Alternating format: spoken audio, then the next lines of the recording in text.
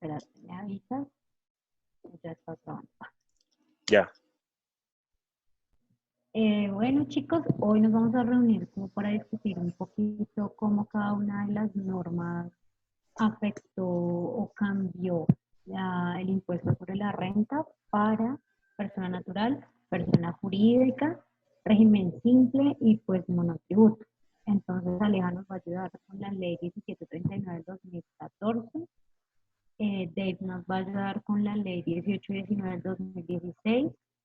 Andrés con la ley 1943 del 2018 y yo les voy a decir 10 del 2019, que es pues la más reciente. Entonces empecemos hablando de persona natural y pues nada, con Aleja. Bueno, yo les voy a exponer de la ley 1739 del 2014. Los dos aspectos más relevantes de esta norma en persona natural fue el impuesto a la riqueza, ¿sí? Que básicamente es el gravamen al patrimonio en los años anteriores que se conocía. Básicamente se realizaban algunos ajustes que permitían mayor equidad, pero básicamente es para beneficiar, pues se hizo para beneficiar más a las personas jurídicas y afectar un poquito más a las naturales, ¿sí? Entonces, corresponde más como al tema de normalización tributaria y pues viene con las mismas características, solamente que como este impuesto iba hasta el año 2015 el de patrimonio, pues como que se apresuraron y le cambiaron el nombre para el tema de la riqueza. El otro artículo importante fue el tema del IMAS. Básicamente nos hablan de que, digamos, con la ley del 2012 a la del 2014 vimos una diferencia, es que la base para el tema del IMAS va a disminuir de 4.700 VTs a 2.400. ¿Sí? Y para pues, los próximos años ya vas a cambiar para el tema, digamos, de la cedulación que va a hablar mi compañero de. Listo, entonces en la ley 1819, que es la del 2016, como decía mi compañera Alejandra, inicia con la determinación cedular. Entonces lo que hicieron en esta ley es pasar de dos tipos que eran el empleado y el trabajador por cuenta propia a 5 tipos de ingresos, que son las rentas de trabajo, pensiones, rentas de capital, rentas no laborales y la última que es dividendos y participaciones. Otra modificación también que tuvo esta ley es sobre las rentas líquidas gravables, que las pérdidas de las rentas líquidas no podrán sumarse para determinar la renta líquida gravable. Digamos que acá solo se pueden compensar entre las rentas que tienen la misma cedulación. Y la última modificación que pues, yo vi importante es sobre las tarifas de los pagos gravables de las personas naturales, porque disminuyó las VT, eliminó las que son superiores a 360 VTs, que tenían el 35%, 37% y 39% y quedaron solo máximo en el 33%. Esas fueron las 3 modificaciones que yo vi más importantes. Ya sigue mi Bueno, compañero Andrés. buenas noches. Entonces, bueno, los efectos o los cambios más importantes que pude evidenciar en la ley 1943 del 2018, pues principalmente, como lo mencionaba mi compañero Dave, fue el tema de la cedulación. Para la ley 1943, el proceso de depuración de las rentas cambió. Actualmente, o bueno, para esta ley se redujeron las cédulas a 3, las cuales se dividen en rentas de trabajo, de capital y no laborales, las rentas de pensiones y como último los dividendos y participaciones. Estas son las tres cedulaciones para la declaración de renta. Otro punto importante que pude resaltar fue que personal del gobierno que trabaje en consulados o procesos diplomáticos en el exterior y que reciban sus primas especiales y las primas de costo de vida estarán exentas de la base gravable para renta. Y algo que me pareció también muy importante fueron los aportes obligatorios al sistema general de pensiones. estos ya no harán parte para la base de declaración de renta a persona natural y se tomará como una deducción para las personas jurídicas. Ahora pasaremos con mi compañera Vivian. Bueno, en la ley 2010, que es la que actualmente está vigente, los cambios que yo encontré más importantes es que en las rentas exentas se reincorporan los gastos de representación de los magistrados de tribunales y también de sus fiscales en un porcentaje de 50% de su salario y para los jueces de la República en un porcentaje al 25% del salario. Eso por un lado. Por otro lado, el componente inflacionario de los rendimientos financieros otra vez va a tener tratamiento de ingresos no constitutivos de renta ni ganancia ocasional, porque se declaró una cosa que se llama como la reviviscencia de unos artículos, son como 10 artículos, entonces por eso el componente inflacionario otra vez ya no va a ser constitutivo de renta. Además, va a haber el desmonte de la renta presuntiva, va a ser más rápido y va a bajar para el 0.5% para el año 2020 y del 0% a partir del 2021. Antes a los patrimonios que eran como muy grandes, pero que no tenían ingresos, se les hacía la presunción de renta de alrededor del 3.5%. Entonces, pues eso me parece importante. Ahora vamos a hablar del tratamiento que se le da a las personas jurídicas y cómo cambian las diferentes reformas. Entonces, pues, empezamos con Aleja. Bueno, para el tema de las personas jurídicas, uno de los más importantes en mi concepto fue el tema de la modificación del artículo 240 del estatuto. Básicamente nos habla que aumenta la tasa del impuesto de renta de las sociedades extranjeras sin establecimientos permanentes en Colombia, pero esas mismas sociedades no van a declarar el crédito, que para este año estaba básicamente en el 9%. Sí, lo que nos hablan es que el impuesto de renta ya no será el 33%, sino de los años 2015 al 2018 pasa del 39% al 43%. Entonces, pues es algo muy relevante en esta normativa. El otro tema que nos habla es de la subcapitalización, que básicamente nos dicen que le fijan un límite al valor de los intereses que pueden ser deducibles tanto en renta como en el crédito. Pero esta modificación no va a aplicar para las empresas que se dediquen, que tengan actividades de factoring, básicamente, que es la compra de cartera. Y el otro artículo que me pareció importante fue el tema de los descuentos, ¿sí? Que se puede manejar como descuento el 100% de IVA de lo que se cancele importación de maquinaria pesada. Sí, básicamente puede ser completamente un descuento de renta y pues no se maneja como un deducible, pues porque obviamente como una deducción, porque pues básicamente va a beneficiar más el descuento en la parte de la declaración de renta. Sigue mi compañero Dave con la ley 1819. Listo, entonces en mi ley una parte importante es que se adicionó la parte de las transacciones que generan ingresos que involucran más de una obligación. Entonces, en este caso, digamos, si una empresa en una actividad presta más de 2 servicios o vende 2 bienes, cada servicio o cada bien tiene que estar discriminado. No se puede presentar de manera global, sino que cada uno tiene que pues, tener su discriminación y se aplican descuentos.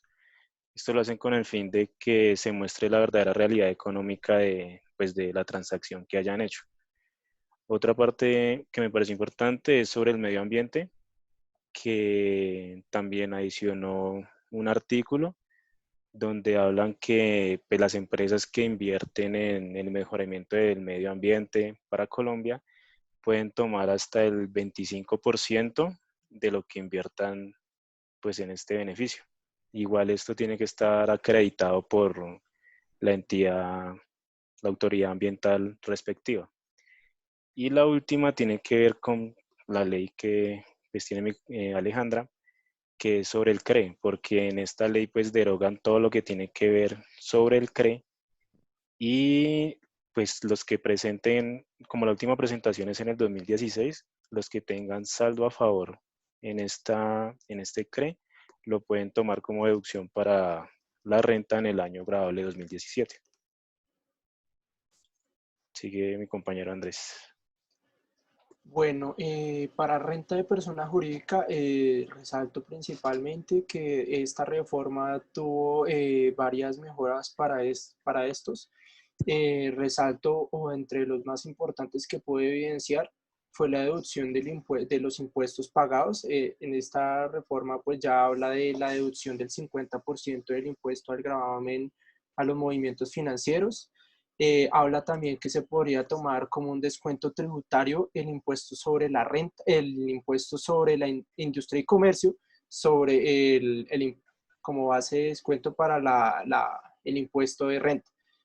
También pues tomo, como lo mencionaba mi compañera Vivian anteriormente, pues habla del tema para el desmonte del porcentaje de la renta presuntiva, que entonces para los años 2019 y 2020 es del 1.5 y para el año 2021 pues ya se espera que ya sea el 0%.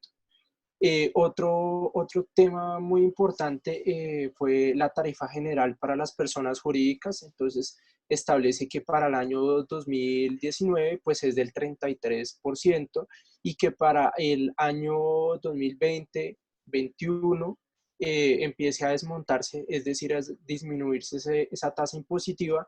Para el año 2020 se trasladará al 31%. Para el año 2021 ya pasaría el 30%. Esos son como los más importantes. Y otra que resalto es el tema del holding, de las compañías holding financieras, permíteme, ya te confirmo, de GHS. Entonces establece ese régimen especial para que se acojan estas compañías a este régimen que se les denominan las compañías CHS. Eso es lo más importante que puedo resaltar de mi norma frente a persona jurídica. Ya mi compañera Vivian va a pasar con los cambios que presentaron. Bueno, importante de la última reforma, se creó una deducción bastante grande, que es la del primer empleo. Es una deducción del 120% del pago que se le haga a empleados nuevos, que se pueda, primero, verificar que sea su primer empleo. Segundo, que sean menores de 28 años. Y esa deducción por cada empleado no puede exceder los 115 VTs mensuales, pero por cada empleado. Entonces es una deducción bastante importante que se hace. Además de eso, se adicionaron unos requisitos para acceder a la norma de mega inversión que creó la ley del año anterior, del 2018. Entonces se adicionaron requisitos como que para acceder al régimen de mega inversiones se debe generar 400 nuevos empleos directos asociados con el desarrollo de la mega inversión. Además que los 5 años para realizar la mega inversión se cuentan a partir de la aprobación del proyecto, no a partir de que empieza a funcionar, sino desde que se les aprueba y que debe ser aprobado antes del 1 de enero del 2024.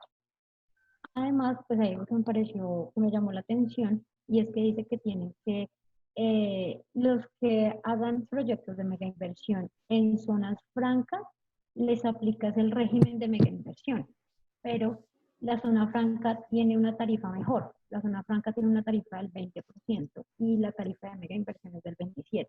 Entonces sería como una tarifa más alta. Eso me pareció, me llamó la atención. Y bueno, de las rentas exentas que tienen que ver con economía naranja, con la ley 2010 se adicionaron a las actividades que están relacionadas con deporte, recreación y aprovechamiento del tiempo libre. Y pues estas van a tener beneficio de renta exenta durante 7 años. Y además también las rentas provenientes de inversiones que incrementen la productividad del sector agropecuario o del campo. Eso es como lo más importante. Entonces, vamos a revisar ahora el monotributo. Entonces, pues comencemos con la ley que lo creó. Y pues nada, creo que empieza de él. Así es, el monotributo se creó en la ley 1819 del 2016 y empezaba a regir a partir del 1 de enero del 2017 y este era un impuesto opcional que reemplazaba el impuesto sobre la renta y complementarios y era de manera voluntaria. Su hecho generador se daba por la obtención de ingresos ordinarios y extraordinarios y su base gravable está generada por la totalidad de los ingresos brutos, ordinarios y extraordinarios, que se percibían en el periodo. Solo las personas naturales eran las que podían hacer uso de este monotributo y tenían que cumplir unas características. Entonces, algunas eran ingresos brutos ordinarios o extraordinarios para el año gravable entre 1.400 a 3.500 VTs. Decía también que el área del establecimiento no podía superar los 50 metros cuadrados. Tenían que ser elegibles para pertenecer al servicio social complementario de beneficios económicos periódicos. Y habían otras también que eran que pues, la actividad económica tenía que estar incluida en la división 47 de comercio al por menor y otras actividades. Las personas jurídicas no podían pertenecer al monotributo. Ellas no tenían derecho a hacer uso de este impuesto. También, bueno, el valor del monotributo dependía de ciertas categorías que se discriminaron 3 categorías A, B, C, teniendo unos mínimos y unos máximos en sus VTs. Se declaraban de manera anual, también se pagaba de manera anual, la DIAN disponía del formulario y las entidades bancarias para hacer dicho pago. Eso es como lo más relevante del monotributo en aspectos generales.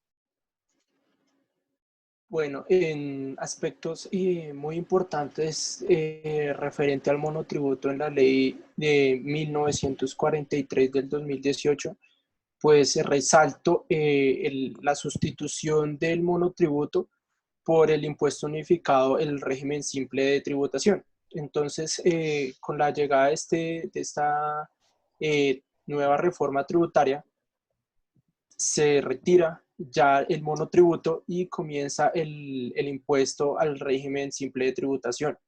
Entonces se le da un paso y se le permite también a las personas jurídicas tener acceso a este nuevo impuesto. Es como lo más importante que presentamos frente al monotributo, que ya es su retiro de la tributación colombiana.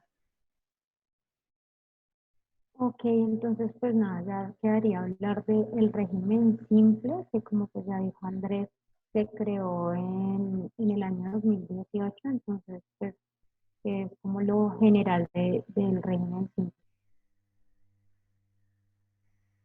Bueno, referente ya directamente al régimen simple, pues con la derogación o con la sustitución del monotributo, pues se da paso a este impuesto que le permite también a las personas naturales y jurídicas someterse a este impuesto. Entonces, partes muy importantes que yo resalto de la ley 1943 de 2018, como le indicaba, es la creación del impuesto del régimen simple de tributación simple. Y permite a todas las personas jurídicas que deseen acceder a este modo de tributación, acceder, pero tienen que cumplir ciertas características, que dentro de las más importantes para mí, considero que las más importantes, fueron pues los impuestos que comprenden este nuevo impuesto. Entonces habla de que comprende el impuesto a la renta, el impuesto al consumo y el impuesto al IVA, que es como lo más importante. También habla de los hechos generadores, que es algo muy importante y pues que entra o le permite a las personas jurídicas y naturales entrar a verificar si les da un beneficio o no el trasladarse a este nuevo régimen de tributación. Entonces, habla que todos los hechos, que el hecho generador de este impuesto es la obtención de ingresos que generen un incremento en el patrimonio, ¿sí? Y entonces de esta manera pues vemos que la base gravable de este impuesto es la generación de un ingreso que genera un aumento en su patrimonio. Y pues esto va a generar, o se planteó en algún momento, que va a generar afectaciones directamente a los dineros o al presupuesto que recibe el SENA y el ICBF, porque del monotributo ellos tomaban 7 puntos para el SENA y para el SBF, y con este nuevo régimen de monotributo, el régimen simple de tributación, pues no se habla en ningún momento de que el SENA y el ICBF lleguen a tener acceso a estos recursos. Eso es como lo más importante que podemos evidenciar de este nuevo impuesto. Bueno, en la ley 2010 realmente no hubo muchos cambios con el régimen simple. Se puede decir que se ampliaron los plazos para acogerse al régimen simple para este año, para 2020. Quedó ampliado el plazo hasta el 30 de julio y además se les hizo también una ampliación en el plazo para acogerse a factura electrónica de 2 meses posteriores a que se inscriban en el RUT. Entonces, es importante decir que en el régimen simple, pues, tienen algunos beneficios que no son sometidos a renta presuntiva. Entonces, eso le ayuda mucho y también dicen que muchas empresas están pasando de los regímenes más arriba a régimen simple en vez de pues la idea de la norma, que era que las pequeñas empresas, los mercados, los tiendas de barrio se acogieran. Entonces, para esas pequeñas, las tiendas pequeñas, los mercados, las peluquerías que cumplan con el tope de ingresos, no serán responsables de IVA. Pero entonces, si tú no haces parte de ese grupo, tienes que hacer un IVA de forma, o sea, en vez de declararlo de forma anual, el pago ahora sería bimestral, si no haces parte de esos que están ahí.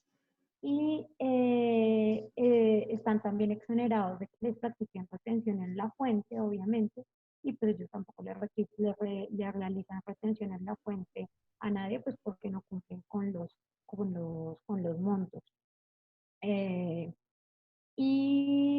La única manera que fueran pues agentes de retención sería por pagos laborales.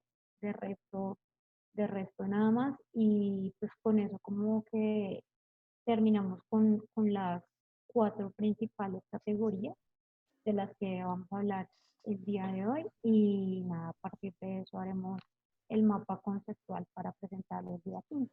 Muchas gracias por la ayuda, chicos, y nos estamos viendo después. Vale, Gracias, muchas Jenny. gracias, compañeros, que estén Chao, bien. compañeros. Buenas noches. Descansen. Chao.